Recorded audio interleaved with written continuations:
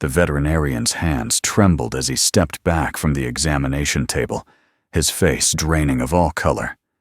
The creature lying before him, the one that the old man had lovingly carried into the clinic, believing he had rescued an abandoned puppy, was something else entirely. Something that should never have been brought into town. What had Rowan Moore unknowingly taken into his home? Before we continue, hit subscribe and let me know in the comments where you're watching from. Rowan Moore had lived alone for 7 years, ever since his wife Aria passed away in the winter of 2016. The small cabin nestled at the edge of Pinewood Forest had become both his sanctuary and his prison. At 68 years old, Rowan carried the weight of solitude like a stone in his chest. His hands, weathered and marked by age spots, still moved with purpose each morning as he tended his small garden and chopped firewood for the coming cold months. The cabin stood where civilization met wilderness, a threshold between two worlds. Behind the house, the forest stretched for miles, dense and ancient. Rowan knew these woods. He had walked their paths for decades, long before Aria's illness had changed everything. The trees whispered secrets that only patient listeners could hear, and Rowan had become patient indeed. His days followed a rhythm as steady as a heartbeat. Wake at dawn, coffee on the porch, tend the garden, walk the forest trails, return before dusk. The routine held him together, kept the loneliness at bay like a well-built fence keeps out the wind. But routines, like fences, can break. Rowan possessed a quality that Aria had always treasured, an inability to pass by suffering without stopping. He had nursed injured birds back to health, pulled turtles from the road, and once spent an entire night coaxing a frightened cat from a tree. This tenderness had not died with Aria. If anything, it had grown stronger, filling the spaces where conversation used to live. The people of Pinewood, the small town 3 miles from his cabin, knew Rowan as a quiet man who kept to himself but never failed to tip his hat to passers-by. The younger folks saw only an old man. The older ones remembered the carpenter who had built half the town's porches and the husband who had sat beside his dying wife, reading to her until her last breath. October arrived with unusual coldness. The forest seemed to hold its breath, waiting. Rowan noticed it during his morning walks, the peculiar silence, the way even the crows had grown quiet. The animals were moving differently, their tracks in the soft earth suggesting hurried flight rather than casual wandering. On the 3rd day of October's chill, Rowan ventured deeper into the forest than usual. His boots crunched over frost-stiffened leaves. The air tasted of copper and coming snow. Something drew him forward, a feeling he could not name, pulling like an invisible thread tied around his ribs. He found the creature in a small clearing where the afternoon light struggled through the canopy. At first glance, it appeared to be a puppy, small, trembling, with matted fur the color of storm clouds. The animal lay curled against the base of an old oak, its body shaking with cold or fear or both. Rowan's heart clenched. The puppy looked no more than 8 weeks old, impossibly young to survive alone in the wilderness. Its eyes, large and golden, fixed on him with an intensity that seemed almost human. But it was the whimpering that decided him, that small, helpless sound that spoke of vulnerability and need. He approached slowly, speaking in the soft voice he had once used with frightened horses. The puppy did not run. Instead, it watched him with those unsettling golden eyes, and when Rowan reached down, the creature allowed itself to be lifted. The animal felt wrong in his hands, too light, its bones too delicate, its body temperature cooler than any puppy he had ever held. But Rowan, consumed by the need to help, to save, to matter again in some small way, missed these signs. Or perhaps he chose to ignore them. The walk back to the cabin seemed longer than usual. The puppy remained still in his arms, pressed against his chest for warmth. Rowan talked to it, his voice breaking the forest's strange silence. He told the puppy about Arya, about the cabin, about the warm milk he would provide. The creature's eyes never left his face. Yet Rowan could not shake the feeling that the forest was watching him leave. The trees seemed to lean inward, their branches reaching like fingers trying to hold him back. Somewhere in the distance, a sound echoed. Not quite a howl, not quite a scream. But Rowan was already too far gone, both in distance and in commitment. The cabin welcomed them with familiar warmth. Rowan prepared a bed for the puppy near the fireplace, using old blankets that still carried Arya's scent, lavender and vanilla. The creature settled into the nest of fabric, its golden eyes reflecting the firelight in strange, shifting patterns. Rowan heated milk on the stove, just as he had done for orphaned kittens in years past. But the puppy refused the offering, turning its head away with what seemed like disdain. He tried raw eggs, then small pieces of chicken. Nothing interested the creature, yet it didn't appear weak or starving. If anything, as the hours passed, it seemed to grow stronger, more alert. The first night passed strangely. Rowan woke repeatedly, drawn from sleep by sounds he could not quite identify. Soft scratching, whispered movements, the sense of being watched. Each time he rose to check, he found the puppy exactly where he had left it, curled in its blanket nest, those golden eyes open and gleaming in the darkness. In the morning light, Rowan examined his new companion more carefully. The puppy's fur, cleaned of forest debris, held an unusual quality. Each hair seemed to shimmer with colors that shifted, depending on the angle of light. The creature's paws were larger than they should be, the claws retractable in a way that seemed wrong for a dog. Its ears sat high on its head, pointed and mobile, tracking sounds with unnatural precision. But Rowan saw only what he wanted to see, a abandoned puppy that needed him, a purpose to fill his empty days. He decided to name the creature Gray, for the way it seemed to blend into the darker corners of the cabin, appearing and disappearing with unsettling ease. The name felt right, even as something deeper in Rowan's mind whispered warnings he refused to hear. The next few days established a new routine. Gray followed Rowan through his daily tasks, moving with a grace that seemed almost liquid. The creature showed no interest in food or water, yet its energy never waned. It watched Rowan with constant attention, learning, studying, as though memorizing every gesture and habit. Rowan noticed other oddities, small things he tried to rationalize. Gray never panted, never barked, never exhibited typical puppy behavior. The creature's body temperature remained unnaturally cool to the touch. When Gray moved quickly, Rowan could have sworn he saw something else in the blur of motion, a different form, larger and more angular. The forest around the cabin grew quieter still. Rowan realized he had not seen a single deer, rabbit, or squirrel since bringing Gray home. Even the birds had vanished.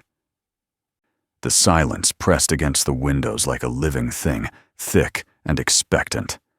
On the fifth night, Rowan woke to find Gray sitting beside his bed, motionless, those golden eyes fixed on his face. The creature had not been there when he fell asleep. He had closed the bedroom door. Yet here it sat, watching, waiting, with an intelligence that made Rowan's skin prickle with ancient, instinctive fear. "Just a puppy," he whispered to himself, reaching out to stroke Gray's head. Just a lost puppy that needed help. The creature leaned into his touch, and Rowan felt its body vibrate with something that was not quite a purr, not quite a growl, a sound that seemed to come from somewhere deep and old, a place where puppies did not exist. But Rowan had committed himself to this path, to this rescue, to this purpose. And so he pushed the fear down, buried it beneath layers of denial and desperate need. He did not want to be alone again. He did not want to return to the empty routine, the silence broken only by his own voice, talking to ghosts and memories. On the 7th day, Gray stopped moving. The creature lay in its blanket nest, rigid and cold, its golden eyes closed for the first time since Rowan had found it. Panic seized the old man's heart with iron fingers. He had failed again, allowed another living thing to slip away into death's dark country. Rowan wrapped Gray in a blanket and drove to Pinewood, to the veterinary clinic on Main Street. Dr. Scarlett Miller had treated every animal in the county for 20 years. If anyone could help, she could. The clinic smelled of antiseptic and animal fear. Rowan burst through the door, his face streaked with tears he had not realized he was crying. The receptionist, young Emma Walsh, looked up from her computer and began to speak, but Rowan pushed past her into the examination room. Dr. Miller turned from washing her hands, her expression shifting from annoyance to concern as she saw the bundled creature in Rowan's arms. She was a small woman, barely 5 feet tall, with silver streaking through her black hair and eyes that missed nothing. "Please," Rowan said, his voice breaking on the word. "Please help him. I found him in the forest. He was doing fine. And then this morning." He laid Gray on the examination table, carefully unwrapping the blanket. Dr. Miller approached, reaching for her stethoscope, her movements professional and confident. Then she saw it. Her hands froze midair. The color drained from her face like water from a broken glass. She took one step backward, then another, her body moving on instinct, while her mind struggled to process what her eyes were showing her. "Get back," she whispered. "Mr. Moore, step away from the table, now." Rowan stared at her, confusion mixing with fear. "What? What's wrong? It's just a puppy." "That," Dr. Miller said, her voice tight and controlled, "is not a puppy." She moved to the examination room door, locked it, and pulled down the blinds in 3 quick motions. Her hands were steady now, muscle memory overriding shock. She had seen many things in 20 years of veterinary practice, but this was something else entirely. Rowan looked down at Gray, really looked at it for the first time without the filter of hope and loneliness coloring his vision. The creature lay motionless on the table, and in the harsh fluorescent light of the clinic, the truth became undeniable.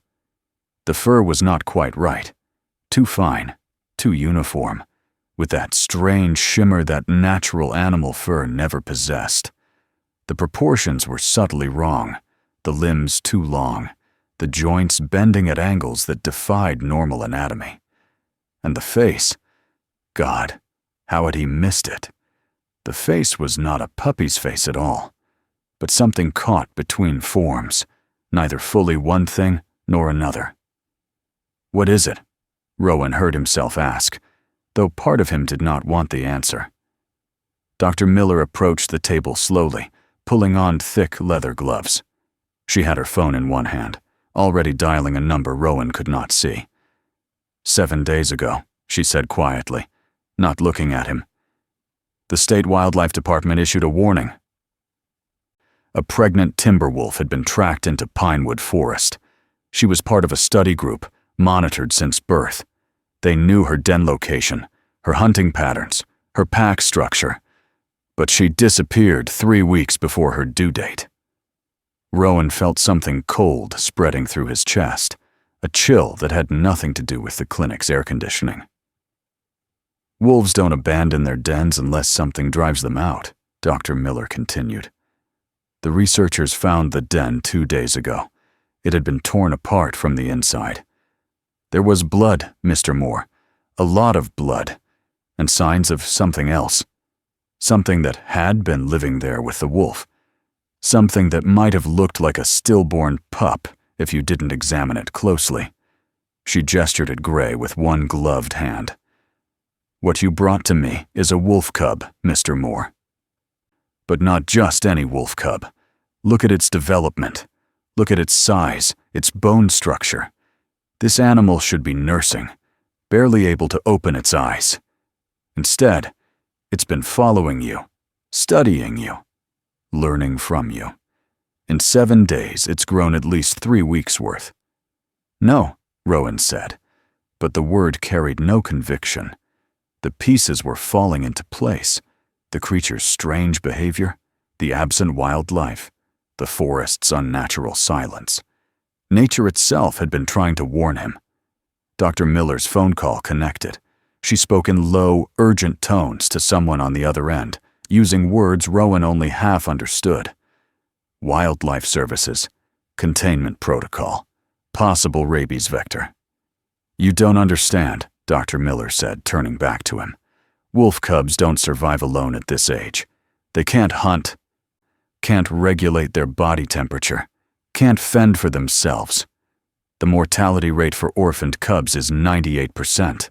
Unless, she paused, her face grave. Unless they're not quite normal.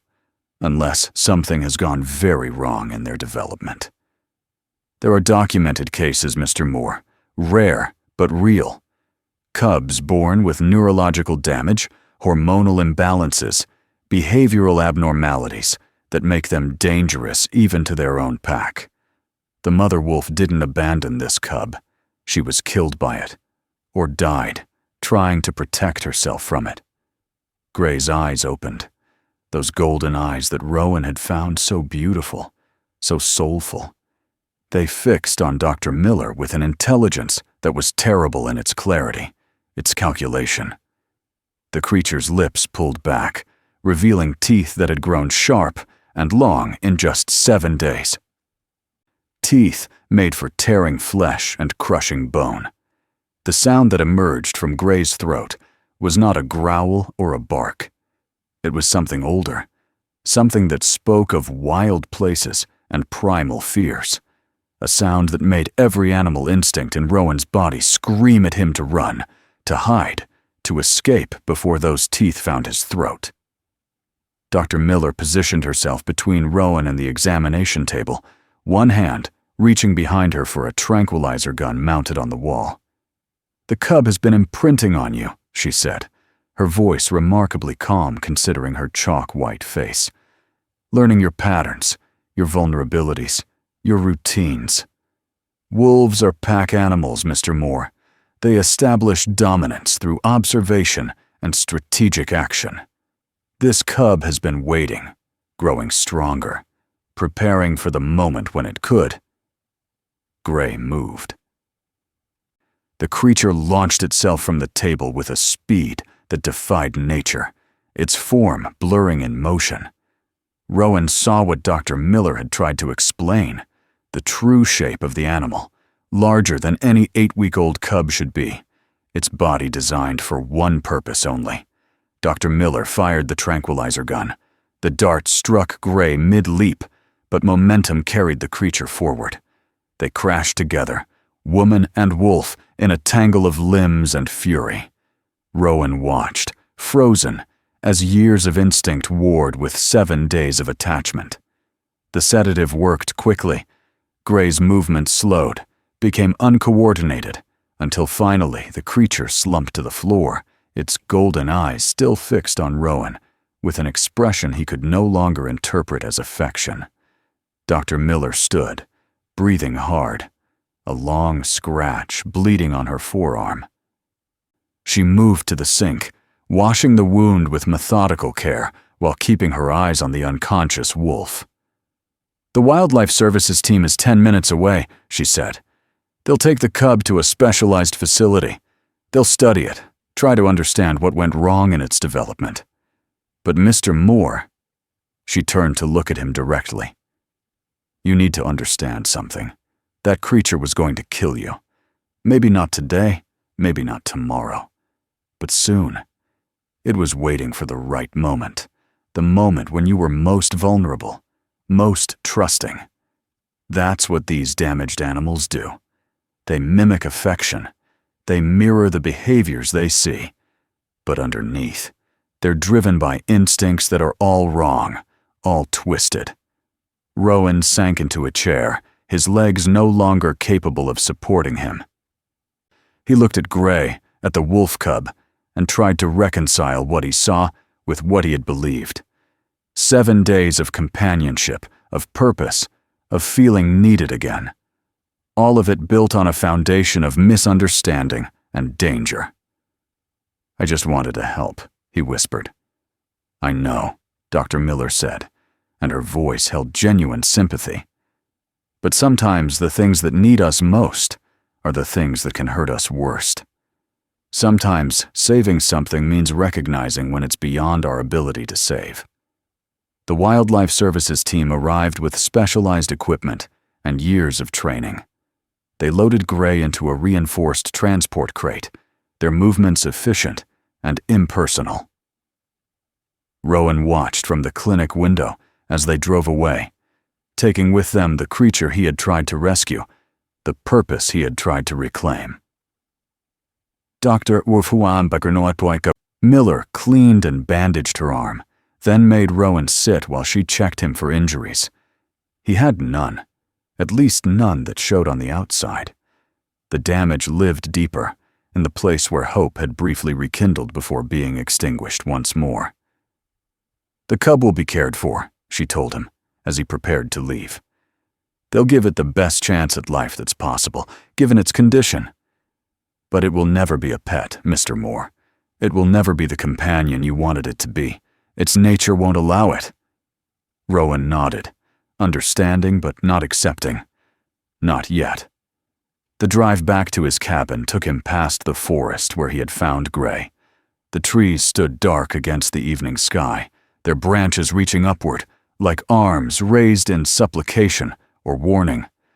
Rowan thought about the mother wolf, dying alone in her torn den. He thought about the other cubs that must have been there, the normal ones that nature had already reclaimed. He thought about the single abnormal offspring that had survived against all odds, driven by instincts that were corrupted at their source. The cabin felt emptier than it had before Gray's arrival. The blanket nest remained by the fireplace, still holding the shape of the creature that had occupied it. Rowan gathered the blankets, intending to wash away any trace of those 7 days, but found himself sitting on the floor instead, the fabric clutched in his weathered hands. Arya's voice came to him across the years, gentle and knowing. "Rowan," she would have said, "you can't save everything. Sometimes the kindest thing is knowing when to let go." He had not understood then, watching her fade despite all his efforts, despite all his love and determination. He had railed against the unfairness of it, the cruelty of a universe that took away the things he cherished most. But perhaps there was wisdom in acceptance. Perhaps recognizing what could not be saved was not failure, but a different kind of courage. Rowan stood, his joints protesting, and carried the blankets to the washing machine. As water filled the drum, he made a decision. Tomorrow he would return to his routine, the garden, the walks, the quiet rhythms that had sustained him. But he would also drive into Pinewood, to the community center, where volunteers were needed to read to children and help tend the town's small library. He would find ways to matter that did not require saving the unsavable. He would look for connections that grew from mutual choice rather than desperate need. 3 weeks later, Dr. Miller called. The wildlife facility had made their assessment. Gray, the researchers called it Specimen 47B, had a rare genetic mutation that affected brain development and hormone regulation. The cub would grow larger and more aggressive than normal wolves, driven by impulses it could not control. It could never be released into the wild, could never live safely among humans or its own kind. "They're keeping it in a specialized habitat," Dr. Miller explained. "It will live out its life there, studied and monitored. The research might help us understand these abnormalities better, might prevent other animals from suffering the same fate." "Is it suffering?" Rowan asked. "Is it in pain?" "I don't know," Dr. Miller admitted. "How do you measure suffering in a creature whose nature has been fundamentally altered?" But it's alive, Mr. Moore. You kept it alive long enough for us to study it, to learn from it. That counts for something." After the call ended, Rowan sat on his porch with coffee growing cold in his hands. The forest stretched before him, no longer silent. The animals had returned, their patterns restored now that the predator had been removed. A deer grazed at the tree line, unafraid. A hawk circled overhead, riding the autumn thermals. Life continued, indifferent to his small drama of rescue and danger. The world did not care about his loneliness or his need to matter. It simply was, turning on its axis, following rhythms older than human understanding. But Rowan had learned something in those 7 days with Gray. He had learned that the line between saving and being destroyed could be as thin as a wolf's tooth. He had learned that good intentions paved roads in all directions, not just toward hell, but also toward wisdom, if one survived the journey. Arya would have understood. She always did. Rowan stood, poured out the cold coffee, and went inside to prepare for his afternoon shift at the library. A group of children would be waiting, eager for stories about courage and kindness, and the complicated space where those things intersected. He would tell them about being careful in the woods, about recognizing danger even when it came wrapped in vulnerability. But he would also tell them about compassion, about the human impulse to help that defined the best parts of who they were. The trick, he would explain, was knowing the difference between saving something and being consumed by it. The trick was understanding that sometimes love meant letting go, that sometimes the bravest thing was recognizing your own limitations. Gray lived on in that specialized habitat, neither wild nor tame, a creature caught between what it should have been and what nature's error had made it. Rowan thought of it sometimes, wondering if somewhere in that mutated brain, the cub remembered the old man who had carried it from the forest, who had offered warmth and shelter and doomed affection. But mostly he thought about the lesson the creature had taught him, that rescue was not always possible, that some things were beyond human power to fix or save or love into wholeness. And that understanding this did not make him powerless. It made him human, which was enough. The forest remained, dark and deep and full of mysteries. Rowan walked its paths still, but with different eyes, seeing not just what he wanted to see, but what was actually there. The trees whispered their ancient secrets, and now Rowan listened with wisdom earned through near disaster. He had thought he was saving a puppy. Instead, he had been given a harder gift, the knowledge that survival sometimes meant recognizing the danger hiding in innocent eyes, the strength to step back from what could not be saved, and the courage to keep living even when the world reminded him how small and powerless he truly was. These were not easy lessons, but they were necessary ones.